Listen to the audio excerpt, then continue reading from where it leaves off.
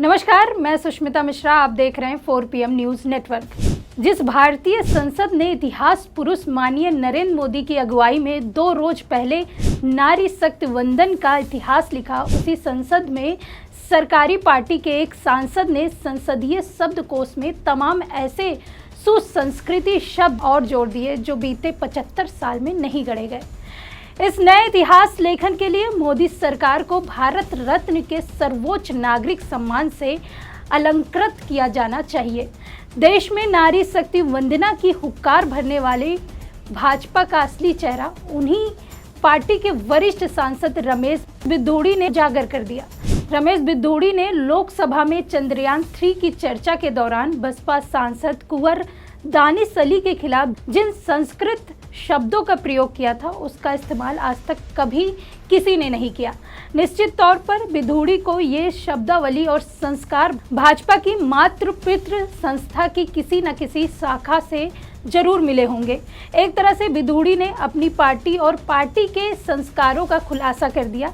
60 पार कर चुके बिधूड़ी कोई नए खिलाड़ी नहीं है जो गलती कर जाए। वह भाजपा के तपोनिष्ठ देवतुल्य कार्यकर्ता और नेता है। रमेश बिधूड़ी भारतीय संसद और भारतीय जनता पार्टी बीजेपी के सदस्य हैं। अपने कॉलेज के दिनों से वो राजनीति में सक्रिय रहे हैं। उन्होंने भाजपा को अपनी राजनीतिक पार्टी के रूप में चुना। वह दिल्ली राज्य में भाजपा के महासचिव थे। 2003-2008 में वो बीजेपी दिल्ली के उपाध्यक्ष थे। बीजेपी ने उन्हें 2014 लोकसभा चुनाव में MP उम्मीदवार के लिए चुना। बिधूड़ी ने इस शब्दावली के आधार पर विधायक के रूप में लगातार 3 बार जीत हासिल की। संसद के नए भवन की दीवारें बिधूड़ी की वाणी से गूंज रही हैं, अपने आप को धन्य अनुभव कर रही हैं। वहीं पुरानी संसद भवन खैर मना रहा है कि कम से कम उनके भीतर तो बिधूड़ी साहित्य के पंचम स्वर नहीं गूंजे, क्योंकि पुराने संसद भवन में इस देश का जो इतिहास लिखा गया है, उसकी भाषा रमेश बिधूड़ी की शब्दावली से रत्ती भर भी मेल नहीं खाता। उनकी ये भाषा की तुलना उनकी ही पार्टी के शीर्ष नेताओं की भाषा में की जा सकती है, जो एक भद्र महिला को अतीत में जर्सी गाय कह चुके हैं। किसी की प्रेम का 5 करोड़ की बार बाला नजर आती है, जिन्हें एक महिला संसद की हंसी में राक्षसी की धुनिया अनुभव होती है। सांसद बिधूड़ी ने कोई अपराध नहीं किया। भाजपा को तो उनका कृतज्ञ होना चाहिए कि बिधूड़ी ने पार्टी की लाज रख ली, अन्यथा देश को कैसे पता चलता कि हमारे देश की सबसे सुसंस्कृति पार्टी की राष्ट्रभाषा कैसी है। बिधूड़ी ने जिस शब्दावली का इस्तेमाल किया, भाजपा के अधिकांश सांसद भी शायद वैसी ही शब्दावली में संसद में बोलना चाहते होंगे, किंतु साहस नहीं जुटा पाए। भाजपा को बिधूड़ी को नोटिस देने के बजाय लोकसभा अध्यक्ष से यह कहकर इस वर्ष के सर्वश्रेष्ठ सांसद का पुरस्कार दिलवाना चाहिए। वो डिजर्व करते हैं।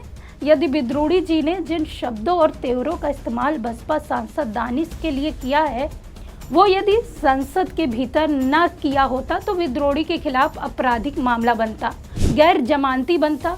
उन्होंने दानिश को सदन के बाहर देख लेने की बात कही। उन्होंने जो कुछ कहा उसका एक एक शब्द मानहानिकारक है, किंतु सब कुछ उस संसद के भीतर हुआ जिसके पास विशेषाधिकार है। लोकसभा अध्यक्ष के पास ऐसी कोई तकनीक, ऐसा कोई डास्टर, ऐसा कोई रबड़ नहीं है जिसे बिधूड़ी जी के स्वर्ण शब्दों को मिटाया जा सके। वे संसद की कार्रवाई से कभी नहीं हट सकते।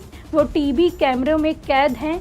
वे सोशल मीडिया की संपत्ति है। बिधूड़ी जी के शब्द अब भारतीय संसद की बौद्धिक संपदा है।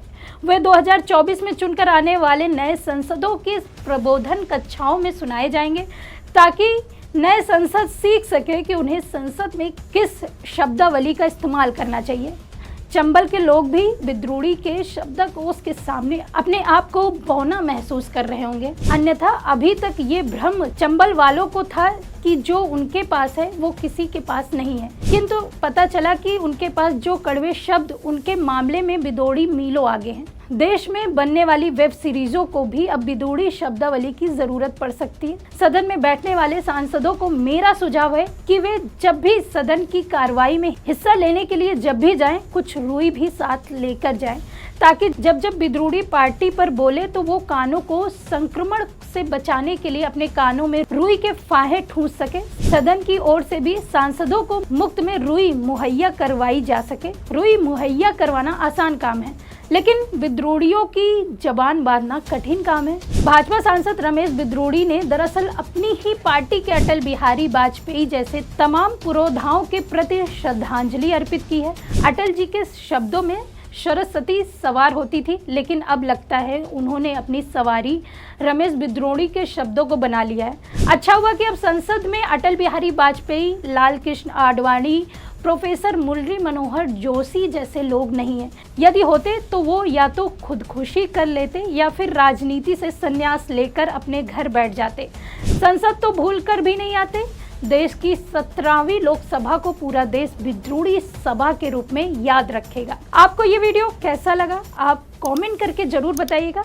तब तक के लिए देखते रहिए 4 PM न्यूज़ नेटवर्क। मैं सुष्मिता, नमस्कार।